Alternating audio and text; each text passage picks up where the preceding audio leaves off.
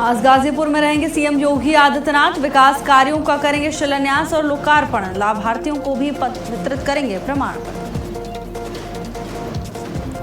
CM Yogi Adityanath का गाजीपुर दौरा बेहद खास। बड़ी सौगात जनता को समर्पित करेंगे मुख्यमंत्री।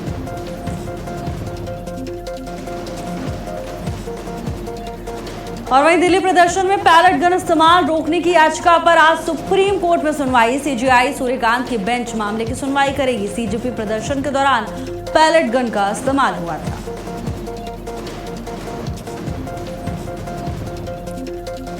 आज से सावन का महीना शुरू। मंदिरों में भारी संख्या में उमड़े श्रद्धालु। हर हर महादेव के जयकारों से शिवालय गूंजे। कांवड़ यात्रा को लेकर योगी सरकार अलर्ट। आज से कांवड़ियों के लिए शुरू हो रही स्पेशल बस सेवा। सीसीटीवी और ड्रोन से रखी जाएगी निगरानी। दिल्ली एनसीआर में 30 जुलाई को सुबह से लेकर रात तक झमाझम बारिश के आसार। आईएमडी ने जारी किया अलर्ट। तेज बारिश के साथ आंधी तूफान की भी संभावना।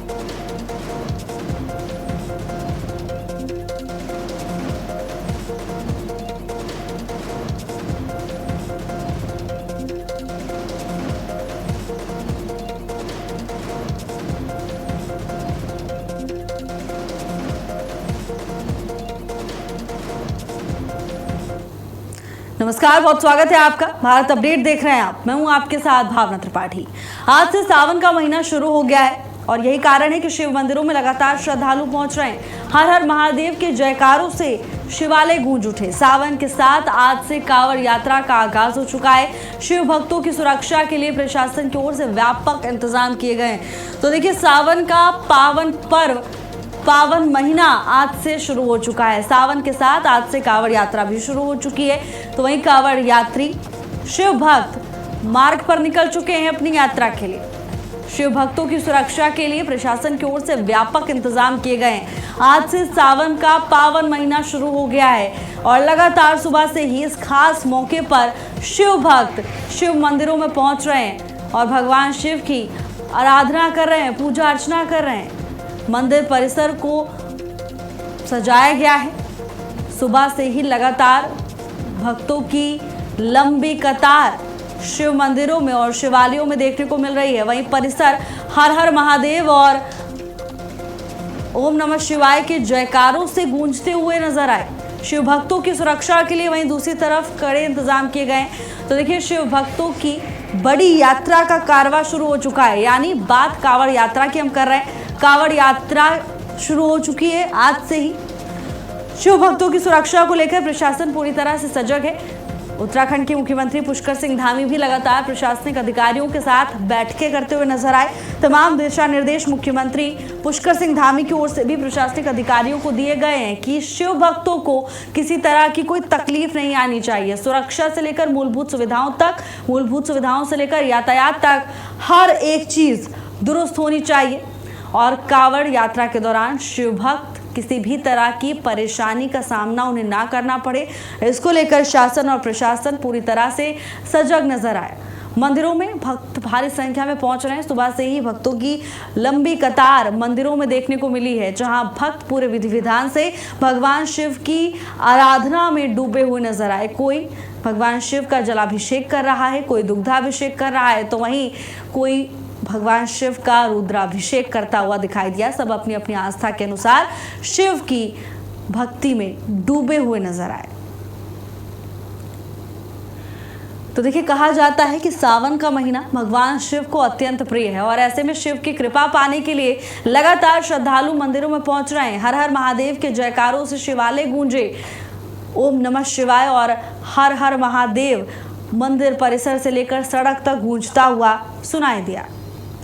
ब्यूरो चीफ स्मिता चौहान हमारे साथ जुड़ चुकी हैं तमाम जानकारी लेकर। स्मिता, पावन पर्व की आज से शुरुआत हो चुकी है। यही वो क्षण है जिसका इंतजार शिव भक्त करते हैं।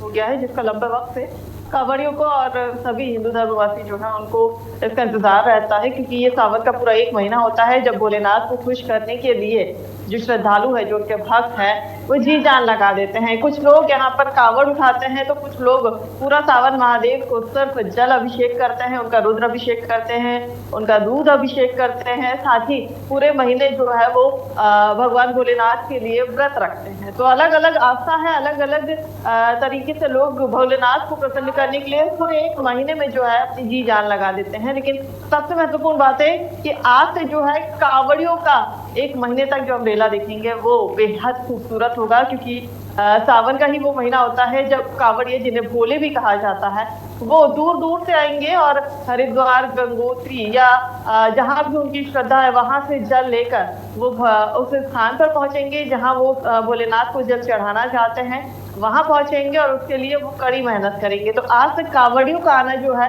वो शुरू हो जाएगा, जो देखने लायक होगा। और इसको लेकर प्रशासन ने पूरी तैयारियां कर ली हैं। पूरा प्रदेश जो है वो उनके स्वागत के लिए तैयार हो चला है। मुख्यमंत्री खुद इसका बेसब्री से इंतजार कर रहे थे। कल भी उन्होंने कहा था कि कावड़िए जो आ रहे हैं उनका प्रदेश में स्वागत है, जिनका हम स्वागत करने के लिए तैयार हैं, वे आए और प्रदेश से मां गंगा का जल लेकर अपने भोलेनाथ को चढ़ाने के लिए उन्हें जहां जाना है वहां जाएं। जी बिल्कुल स्मिता, और देखिए कहा जाता है कि सावन भगवान शिव को बहुत प्रिय है और यही कारण है, जैसा कि अभी आपने भी कहा, कि शिव भक्त जी जान लगा देते हैं। दूसरी तरफ प्रशासन भी और मुख्यमंत्री भी कह रहे हैं कि शिव भक्तों को हम किसी तरह की दिक्कत नहीं आने देंगे। स्मिता, यही कारण है कि मूलभूत सुविधाएं तो दुरुस्त की जा रही हैं कांवड़ यात्रियों की, लेकिन साथ ही साथ यातायात जैसे जो मुद्दे हैं, जो बिंदु हैं, उनको लेकर भी प्रशासन पूरी तरह से सजग है। क्या तैयारियां प्रशासन की ओर से? बिल्कुल, आपको बता दें कि भावना यहाँ पर जो है मूलभूत सुविधाएं तैयार हो चुकी हैं, चाहे वो स्वास्थ्य की हो, चाहे वो उनके रुकने की हो, उनके भोजन की हो, या फिर उनके कहीं भी किसी तरह से कोई परेशानी की हो। यातायात की अगर आपने बात की तो यातायात के लिए बता दूं कि पूरे प्रदेश में जो है खासतौर से हरिद्वार में जो है उससे रूट डाइवर्ट कर दिया गया है, क्योंकि कुछ शिव भक्त जो है वो नीलकंठ पहुंच गए हैं, वहां का रूट डाइवर्ट किया गया है। टिहरी से इसके अलावा हरिद्वार में रूट को डाइवर्ट किया गया है। साथ ही आपको बताते देहरादून में भी रूट को डाइवर्ट किया गया है, ताकि जो शिव भक्त आ रहे हैं उन्हें किसी तरह की कोई परेशानी ना हो और जो बाकी के लोग हैं, जो नागरिक हैं, उन्हें भी किसी तरह की परेशानी ना हो, यातायात बाधित ना हो। क्योंकि प्रदेश में देखिए भावना चारधाम यात्रा भी चल रही है और ऐसे में जो है चारधाम यात्रा के जो श्रद्धालु हैं वो भी आ रहे हैं, जिससे यातायात बाधित ना हो, इस बात का खास ख्याल रखा जा रहा है। और इस बार जो कांवड़ियों की संख्या बताई जा रही है वो लगभग 5 करोड़ के लगभग बताई जा रही है कि 5 करोड़ कांवड़िए जो है वो प्रदेश में आएंगे और वो जो है यहाँ पर अपनी श्रद्धा से भोलेनाथ के लिए जल लेकर जाएंगे। तो एक बड़ी संख्या में कांवड़िए यहाँ आ रहे हैं, जिसको लेकर प्रशासन ने पूरी तैयारियां कर ली है। जमीनी स्तर पर पूरी तैयारियां हो गई है। यातायात जो है वो डाइवर्ट कर दिया गया है, ताकि आम नागरिकों को और चारधाम यात्रा के जो श्रद्धालु हो, हेमकुंड साहिब के जो श्रद्धालु आ रहे हैं, उन्हें किसी तरह की कोई परेशानी ना हो। जी भावना। बिल्कुल स्मिता, तो प्रशासन की ओर से तो अपनी तैयारियां पूरी हैं, लेकिन स्मिता देखिए साथ साथ कांवड़ यात्रियों को यानी शिव भक्तों को भी कुछ चीज़ों का ख्याल रखना है, कुछ गाइडलाइंस हैं। अब जैसे कि हम डीजे संचालन को लेकर बात कर लें, इसको लेकर भी कुछ नियम तय किए गए हैं स्मिता?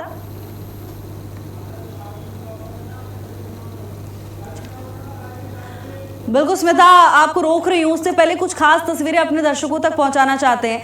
पहली तस्वीर देखिए किस तरह से शिव मंदिरों में भक्तों की कतार लगी हुई है। दूसरी तस्वीर शिव की पूजा अर्चना में भक्त डूबे हुए नजर आ रहे हैं और कांवड़ यात्रा की शुरुआत हो चुकी है। आस्था का सबसे बड़ा कारवां अब सड़कों पर दिखाई दे रहा है। देखिए किस तरह से धूमधाम से शिव भक्त सड़कों पर उतरे हुए हैं और कांवड़ यात्रा की अब से शुरुआत हो चुकी है, आज से ही, क्योंकि सावन का पावन पर्व आज से शुरू हो चुका है। एक तस्वीर आप ये भी देखिए जहां भोलेनाथ का जलाभिषेक कर रहे हैं भक्त अपनी अपनी परंपरा के अनुसार। भगवान शिव को प्रसन्न करने में, भगवान की कृपा पाने के लिए सुबह से ही मंदिरों में लोग जुटे हुए हैं।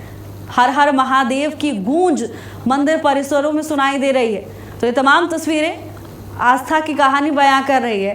ये तमाम तस्वीरें बता रही हैं कि भक्त बेसब्री से इसी पल का इंतजार कर रहे थे और अब जब सावन का महीना शुरू हो चुका है तो भक्त अपने आप को रोक नहीं पा रहे हैं और सुबह से ही लगातार मंदिरों में भारी संख्या में लोग पहुंच रहे हैं। देखिए अभी 8:30 के करीब समय हो रहा है, लेकिन मंदिरों में ऐसी भीड़ है कहीं कदम रखने की भी जगह नहीं है। तस्वीर देखिए, भगवान शिव की पूजा अर्चना में लीन नजर आ रहे हैं शिव भक्त।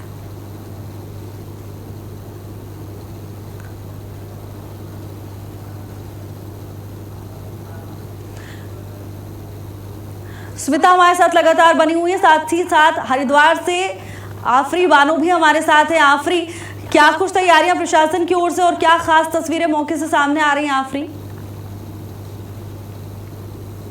शुरुआत शुभ के एक श्लोक के साथ करेंगे। कर्पूर गौरम करुणावतारम संसार सारम देवहारम सदा वसंतम हृदयारविंदे भवम भवानी सहितम नमामि। हर हर महादेव।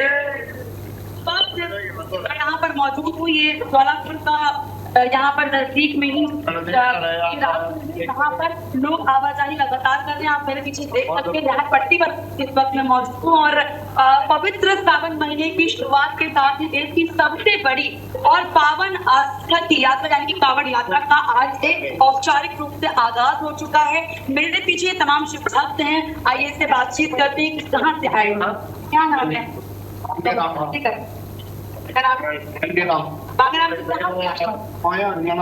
हरियाणा से आई है और गंगोत्री से कावड़ लेके आए। अच्छा, गंगोत्री से कावड़ लेकर हम जाएंगे। अच्छा, जानना चाहेंगे आपसे कि कितने वक्त में पहुंच जाएंगे आप अपने गंतव्य? हम चले जाएंगे 8-9 तारीख तक। अच्छा, और हम आप कहाँ से आइए? आगे आइए। आप सोने पे नंगली गांव सोने के पास। अच्छा, और नाम है 10 तारीख और चल जाएंगे 9 तारीख पहुंचा। ये बताइए घर से कब चली थी, वहाँ से कब चली थी आप? परसों चली जाते। अच्छा, पैदल पैदल पैर थके नहीं ना आपके? नहीं थके। नहीं थके? नहीं थके। कितनी आप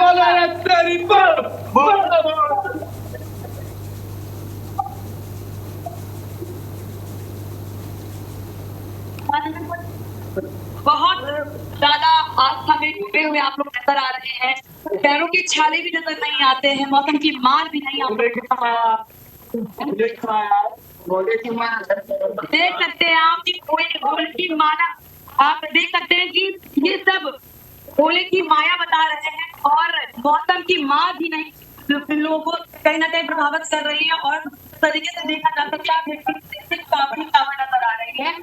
जलाभिषेक करके यहाँ पे लोग जो है अपनी कावड़ में जल भरकर अपने अपने गंतव्य की ओर लगातार रवाना हो रहे हैं। बोल बम के नारों के साथ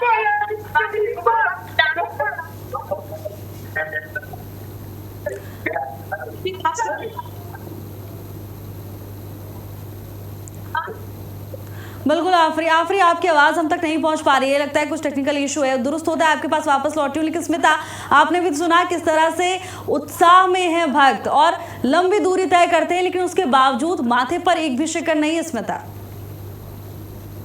बिल्कुल आपने, यही तो एक खूबसूरती है, यही तो बाबा भोलेनाथ का जो है वो तेज है, उनकी आस्था का ये असर होता है, जिसके कारण जो है जो भोले के भक्त होते हैं उन्हें जरा भी तकलीफ का एहसास नहीं होता है।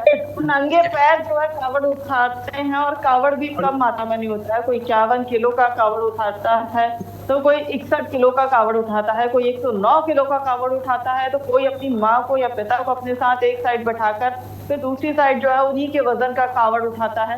तो ये आसान बात नहीं है और लंबी दूरियां तय करते हैं लोग। कोई हरियाणा से आता है, तो कोई उत्तर प्रदेश में दूर दूर से आता है, कोई बिजनौर से आता है, तो कोई अलग अलग जगहों से आता है। यानी कि पूरे प्रदेश में जो है अलग अलग जगहों से कावड़ी आते हैं, लेकिन उन्हें जो तकलीफ है, जो दुख है, उसका एहसास नहीं होता है, दर्द का एहसास नहीं होता है। और यही खूबसूरती है, बाबा का यही आशीर्वाद होता है कि वो अपने भक्तों को तकलीफ तो देते हैं लेकिन उसका एहसास नहीं होने देते हैं। और यही खूबसूरती हम कावड़ में इस दौरान देखते हैं कि एक छोटा सा नन्हा सा बच्चा जो है वो भी कावड़ उठाता है, जो महिला है वो भी कावड़ उठाती है, लेकिन कावड़ उठाने के अपने नियम होते हैं और जो कड़े नियम होते हैं उनका पूरा पालन किया जाता है। और इसी बात का ध्यान प्रशासन ने भी रखा हुआ है और इसी बात को देखते हुए प्रशासन ने भी कावड़ियों के लिए सारी व्यवस्थाएं की हैं, उनके खाने पीने की, उनके रुकने की। उनको अगर तकलीफ हो जाए या उनकी तबीयत खराब हो जाए बीच रास्ते में तो उसके लिए डॉक्टरों को तैयार किया गया है। डॉक्टरों की टीम यहाँ पर तैयार की गई है ताकि किसी भी कावड़ी की अगर तबीयत खराब होती है, कोई परेशानी होती है, तो तुरंत उसे मेडिकल सहायता मिल जाए और वो अपनी आस्था की जो यात्रा उसने शुरू की है वो पूरी कर ले। भावना जी। बिल्कुल स्मिता, और देखिए ये आस्था ही ताकत देती है शिव भक्तों को, लेकिन अगर इसमें प्रशासन का साथ मिल जाता है तो यात्रा सुगम हो जाती है और दिक्कतें नहीं आती। स्मिता और आफरी, आप दोनों का धन्यवाद हमारे साथ जुड़ने के लिए। और चलिए अब खबरों में आगे बढ़ेंगे, जहां विश्व बाघ दिवस पर उत्तराखंड प्रदूषण नियंत्रण बोर्ड ने एक कार्यशाला आयोजित की। सिंगल यूज प्लास्टिक पर बैन और उसके प्रभावी क्रियान्वयन पर कार्यशाला थी। मुख्यमंत्री धामी भी इसमें शामिल हुए। आइए सुनते हैं मुख्यमंत्री ने क्या कुछ कहा।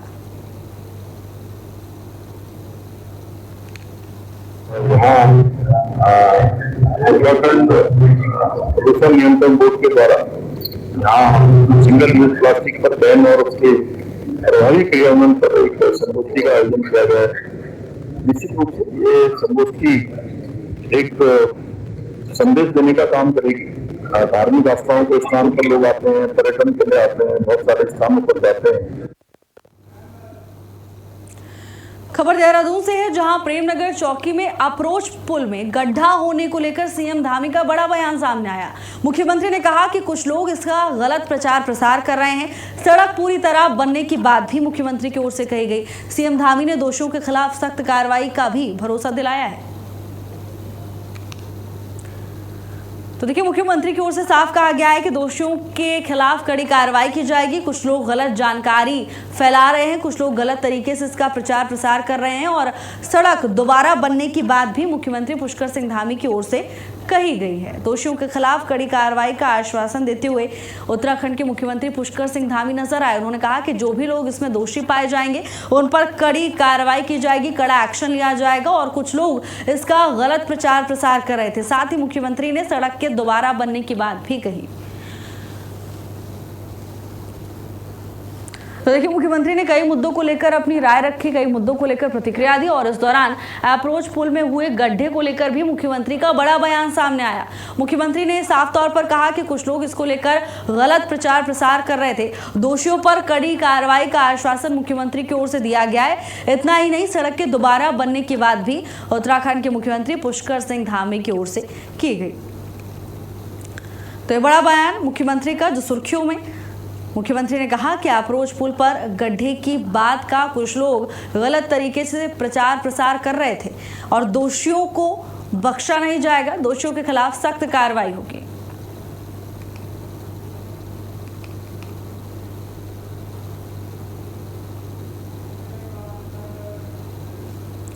उत्तराखंड के मुख्यमंत्री पुष्कर सिंह धामी का राज्य में विकास पर बड़ा बयान सामने आया। मुख्यमंत्री पुष्कर सिंह धामी ने कहा कि हमारे यहाँ टेक्नोलॉजी और इकोनॉमी दोनों का परस्पर सहयोग बना हुआ है।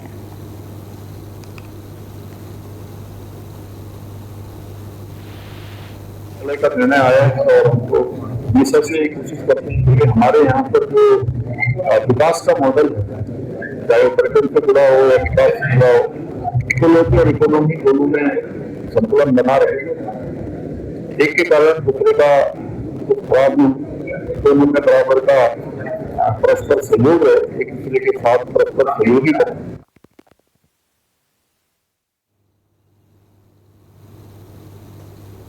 और वहीं सीएम धामी का एसआईआर प्रक्रिया को लेकर बयान सामने आया। इस दौरान सीएम पुष्कर सिंह धामी ने एसआईआर के फायदे गिनाए।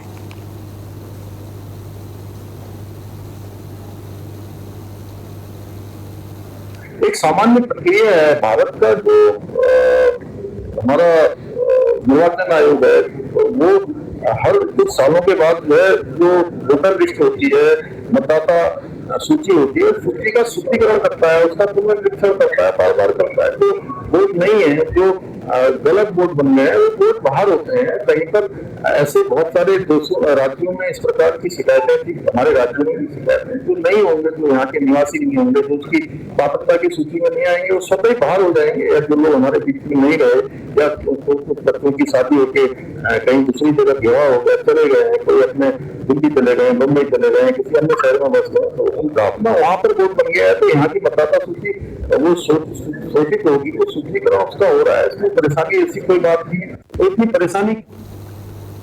उत्तराखंड के मुख्यमंत्री पुष्कर सिंह धामी ने कांवड़ यात्रा को लेकर भी प्रतिक्रिया दी। मुख्यमंत्री ने कहा कि हमारी सरकार और प्रशासन ने सारी तैयारियां कर ली हैं। मुख्यमंत्री पुष्कर सिंह धामी ने यात्रियों की यात्रा सुगम रहने की कामना की। तो कांवड़ यात्रा को लेकर भी सीएम पुष्कर सिंह धामी का बयान सामने आया। मुख्यमंत्री ने कहा कि कांवड़ यात्रा को लेकर प्रशासन की ओर से व्यापक इंतजाम किए गए हैं।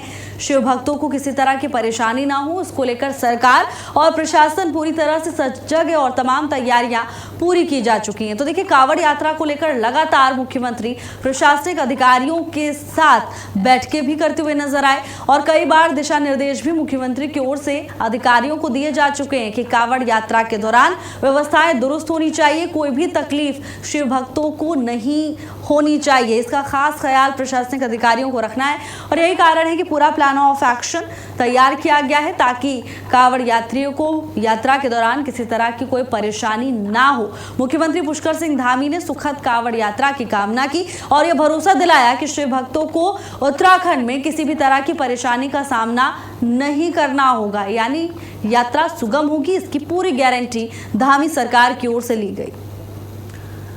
कांवड़ यात्रा को लेकर मुख्यमंत्री का ये बड़ा बयान सामने आया। और वहीं उत्तराखंड में 3 महत्वाकांक्षी और क्रांतिकारी तकनीकी पहलू ऑपरेशन साथी, आरोही इंक्यूबेटर और साथी AI न्यूज़लेटर का शुभारंभ हो गया है। राज्यपाल लेफ्टिनेंट जनरल गुरमीत सिंह ने इसका शुभारंभ किया। इस दौरान राज्यपाल ने उत्तराखंड के तकनीकी इतिहास में इसे एक स्वर्णिम अध्याय बताया। उन्होंने कहा कि इन तकनीकी पहलों से हम युवाओं को AI की असीमित क्षमताओं से जोड़ रहे हैं और इस खास मौके पर प्रोजेक्ट कार्यप्रणाली की जानकारी देते हुए chief technical officer Siddharth Madhav ने कहा, ऑपरेशन साथी के जरिए हम आम नागरिकों की सहूलियत के लिए AI आधारित सिस्टम तैयार कर रहे हैं। वहीं आरोही इंक्यूबेटर से दूर दराज के पहाड़ों में बैठे प्रतिभावान युवाओं को सीधा सपोर्ट मिलेगा, जिनके पास टेक और AI के क्षेत्र में कुछ नया करने के बेहतरीन आइडियाज हैं।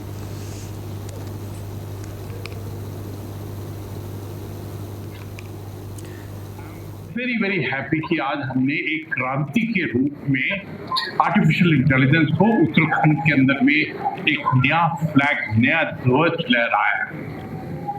सबसे पहले लोक भवन के अंदर में एक AI थीम रूम बना था।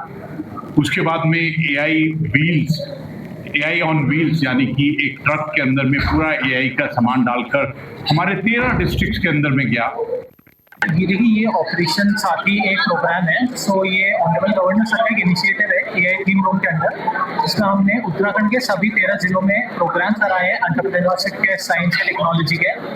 उन लोगों को प्लेटफॉर्म दिया जिन लोगों को प्लेटफॉर्म नहीं मिलता अपने आइडिया डिस्कस करने का, एंड इस प्लेटफॉर्म के थ्रू उन्हें अपॉर्चुनिटी मिलेगी एक चेंज क्रिएट करने की, आइडिया के रूप में या स्टार्टअप के रूप में। एंड ऑनरेबल गवर्नर सर के इनिशिएटिव है। आज हमने हर डिस्ट्रिक्ट से स्टार्टअप और एंटरप्रेन्योर से जोड़ा है एंड आगे बहुत कैरी फॉरवर्ड होगा। वहीं देहरादून में मुख्य निर्वाचन अधिकारी डॉक्टर BVRC पुरुषोत्तम ने सभी जनपदों के जिला अधिकारियों के साथ वीडियो कॉन्फ्रेंस की। इस दौरान उन्होंने SIR के दूसरे चरण में मतदाताओं को जारी नोटिस और सुनवाई के संबंध में विस्तार से समीक्षा की। बैठक में सुनवाई के लिए बनाई गई कार्य योजना के विस्तार पूर्वक जानकारी भी दी और साथ ही मुख्य निर्वाचन अधिकारी ने नोटिस जारी करने वाले मतदाताओं को सुनवाई के लिए पर्याप्त समय देने के निर्देश दिए। सभी जिला अधिकारियों को फील्ड विजिट कर नियमित समीक्षा करने के भी निर्देश दिए गए हैं। साथ ही बैठक में अपर मुख्य निर्वाचन अधिकारी डॉक्टर विजय कुमार जोगदंडे, उप मुख्य निर्वाचन अधिकारी किशन सिंह नेगी, सहायक मुख्य निर्वाचन अधिकारी मस्तू दास सहित सभी जनपदों के जिलाधिकारी उपस्थित रहे।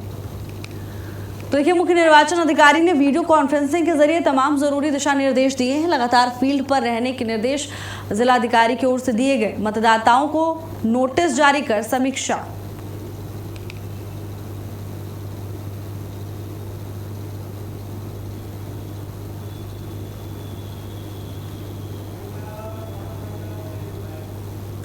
और फिलहाल के लिए मेरे साथ बस इतना ही। देश और दुनिया की तमाम बड़ी खबरों के लिए देखते रहिए भारत अपडेट। नमस्कार।